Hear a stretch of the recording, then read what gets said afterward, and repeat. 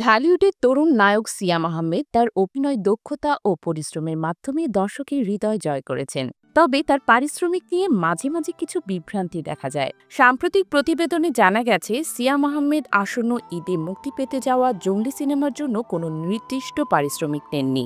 এটি একটি বিশেষ সিদ্ধান্ত, যেখানে তিনি সিনেমার আয় থেকে একটি নির্দিষ্ট শতাংশ বা লভ্যাংশ গ্রহণ করবেন। এটি তার পেশাদারিত্ব ও সিনেমার প্রতি তার আস্থার প্রতিফলন।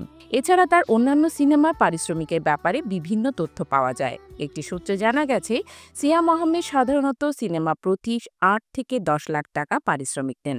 তবে জঙ্গলি সিনেমায় তিনি পারিশ্রমিকের পরিবর্তে লভ্যাংশ গ্রহণের সিদ্ধান্ত নিয়েছেন। দর্শকদের চাহিদার কারণে সিনেপ্লেক্সের বিভিন্ন শাখায় জঙ্গলি শো বেড়েছে। প্রথম দিন থেকেই সিনেমাটির সবগুলো শো হাউসফুল যাচ্ছিল। তবুও বরবাদ ও দাগির কারণে জঙ্গলি শো এর পরিমাণ কম ছিল, যে কারণে দর্শকরাও টিকিট না পেয়ে ফিরে যাচ্ছিল।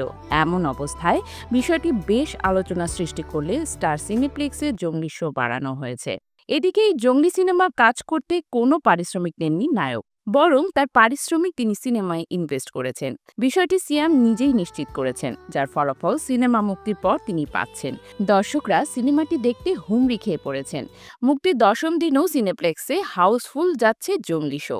সিয়াম বলেন, আমরা যখন সিনেমাটি শুরু করেছিলাম তখন আমি আমার পারিশ্রমিকের অংশটা নিয়ে নিলে বাজেট নিয়ে ঝামেলায় পড়তে হতো টিমকে। সিনেমাটি যাতে ভালো হয় সেজন্য আমি সিদ্ধান্ত নিয়েছিলাম আমি আমার পারিশ্রমিক নেব না। পরে যদি সিনেমাটি থেকে লাভ হয় তখন আমি সেই লভ্যাংশ নিব।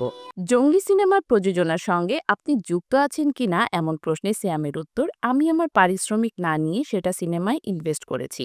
সিয়াম আহমেদের এই সিদ্ধান্ত প্রযোজক ও নির্মাতাদের জন্য একটি ইতিবাচক বার্তা, যেখানে তারা তার প্রতিভা ও কাজের প্রতি তার আস্থাকে মূল্যায়ন করেছে। এটি প্রমাণ করে যে সিয়াম আহমেদ শুধুমাত্র একজন অভিনেতা নন, বরং একজন পেশাদার ও বিশ্বাসযোগ্য শিল্পী, যিনি সিনেমার সফলতায় বিশ্বাস রাখেন।